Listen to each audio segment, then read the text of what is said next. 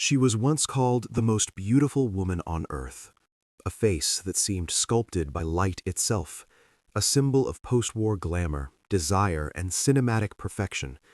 To the world, Gina Lollobrigida was not a person, she was an image, framed in glossy magazines, worshipped on cinema screens, applauded by presidents, princes, and producers who believed her beauty belonged to them as much as it belonged to history.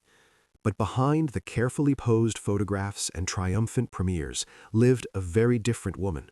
One who learned early that admiration can be just another form of possession, that applause fades quickly when control is challenged, that fame, when it arrives too fast and shines too bright, can quietly erase the human being beneath it.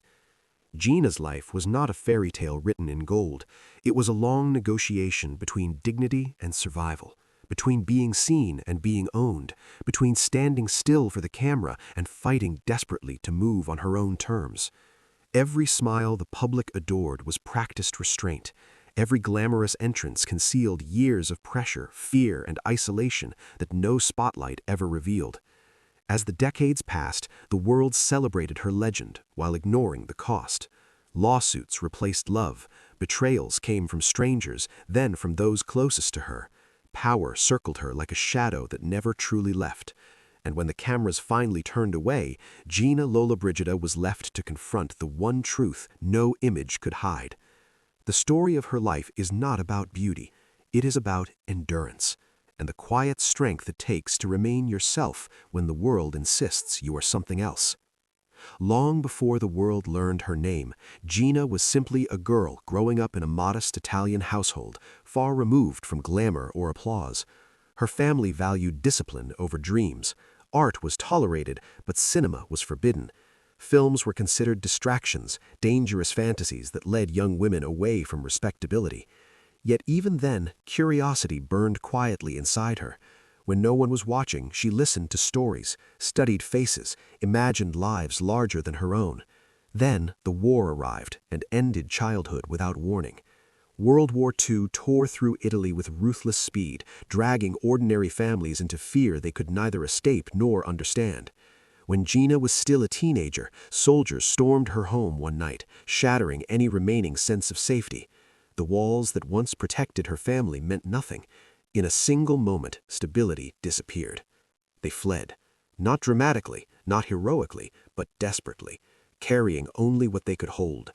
Sleeping outdoors, hiding in woods, learning which roads might be mined and which might offer survival. Hunger became routine, cold became familiar, fear became constant. These were not years of dreaming, they were years of endurance. Gina learned how quickly dignity can be stripped away, and how strength must sometimes exist without witnesses. She learned that beauty offers no protection when the world collapses, only resilience does. And yet, even surrounded by ruin, something stubborn remained inside her. A belief that this life, this suffering, was not the ending. That somewhere beyond the noise of war, another door waited quietly to be opened. She did not know it yet, but survival had already begun shaping her into the woman the world would one day try to control and fail to break. When the war finally loosened its grip, Rome became a city of exhaustion and fragile hope. For Gina, survival slowly gave way to possibility. Almost by accident, she won a scholarship that allowed her to study art and performance. It felt like a miracle, proof that the years of fear had not erased her future. She believed she had found a place where talent would matter more than appearance. Instead, she stepped into another kind of confinement. Her instructors saw her before they heard her, admired her before they respected her. Lessons became uncomfortable. Praise carried expectations she never agreed to fulfill. What should have been mentorship felt like pressure, and admiration blurred into something heavier, something that left her feeling watched rather than guided. Still, Gina refused to disappear. She painted, she sang, she modeled to help support her family. She entered beauty competitions not out of vanity but necessity. Each small success felt less like triumph and more like proof of survival. Yet with every step forward, the world seemed determined to remind her that her face arrived before her voice. It was during this uncertain rise that love appeared, sudden, warm, and convincing. a man who seemed to see her as a person, not a possession. With him, the future looked steady, even safe. Marriage promised protection, stability, and legitimacy in a society that rarely offered those things to ambitious women. For a moment, Gina allowed herself to believe she could have both, a career and a refuge.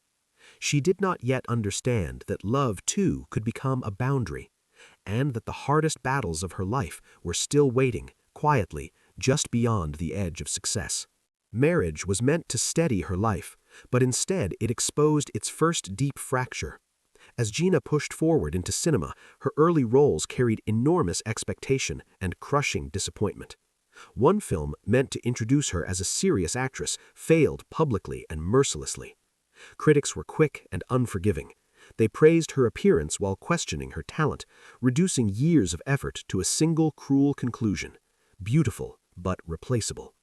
The words followed her everywhere.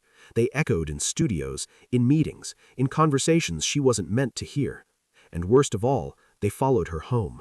The man she loved did not defend her. He doubted her ambitions, questioned her instincts, and urged her to abandon acting altogether. To him, cinema was unstable, dangerous, unnecessary. To her, it was the one place where she felt alive. Their marriage slowly became a negotiation where dreams were treated like reckless indulgences. This was the first time Gina faced a truth she would encounter again and again. Success for a woman often comes with conditions. Be admired, but not ambitious. Be visible, but not independent. Be grateful, but never demanding. Instead of surrendering, she hardened quietly. She worked harder, accepted rejection without complaint, refused to collapse under judgment. Inside her, something decisive formed, a promise that no criticism, no disappointment, and no disbelief would define her limits. And just as she resolved to prove herself on her own terms, a new figure entered her life, not as a mentor, not as a supporter, but as a man powerful enough to mistake desire for ownership and ambition for permission. The invitation arrived wrapped in promise. A powerful Hollywood producer had seen her photograph and wanted to make her a star. America, they said, was waiting. Opportunity, they said, was guaranteed. For a woman still fighting to be taken seriously, it sounded like destiny finally choosing her side. But the moment Gina arrived, the illusion began to crack. She was placed in a luxury hotel that felt less like refuge and more like confinement. Guards watched her movements. Phone calls were monitored. Meetings were postponed without explanation. The promised screen test never truly existed. What had been offered as a career breakthrough revealed itself as something far more disturbing, an attempt at control. The man behind the offer believed power erased consent, that contracts could replace freedom, that admiration justified possession. Under pressure and isolation, Gina signed an agreement she barely understood, one that quietly strangled her career before it could even begin in Hollywood. Studios refused to work with her, afraid of legal retaliation. Doors closed without explanation. Silence replaced momentum. For years, she carried the consequences of that signature, not because she lacked talent, but because she refused to belong to anyone. Yet even then, Gina did not disappear. She waited, she studied, she searched for a way out while the industry assumed she would quietly fade. What they misunderstood was simple. She had survived war, she had survived hunger, and she would survive this too.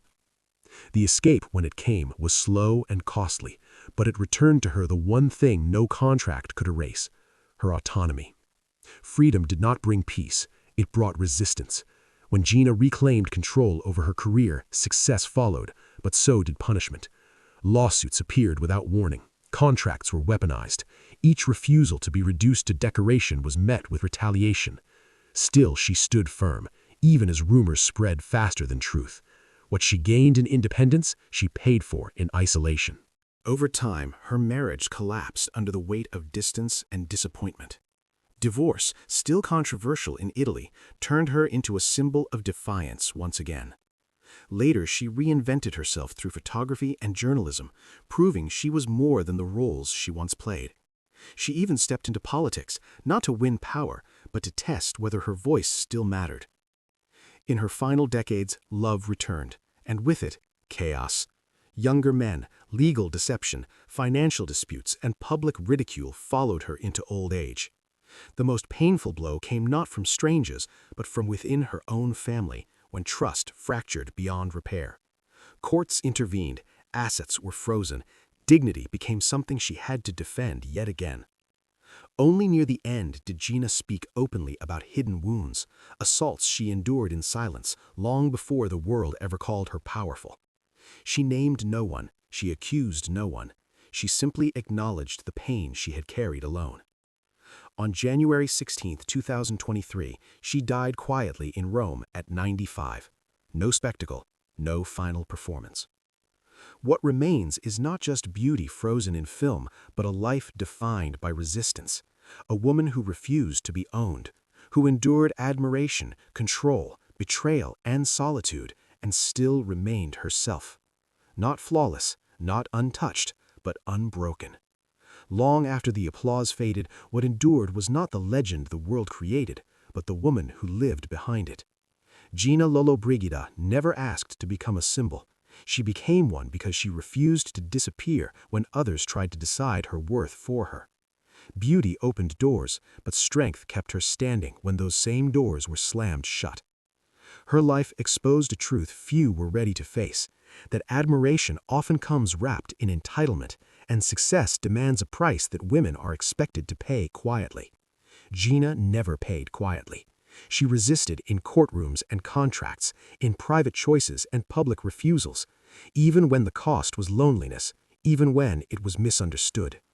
History will remember her face, preserved in silver light, but her true legacy lives elsewhere, in the moments she said no when yes would have been easier, in the years she endured silence rather than surrender control, in the dignity she guarded even when it slipped through her fingers. She was not a myth. She was not an ornament. She was a woman who survived power without becoming cruel, fame without becoming hollow, and pain without losing her sense of self. And that is what the camera could never capture, the quiet courage of a life lived on her own terms.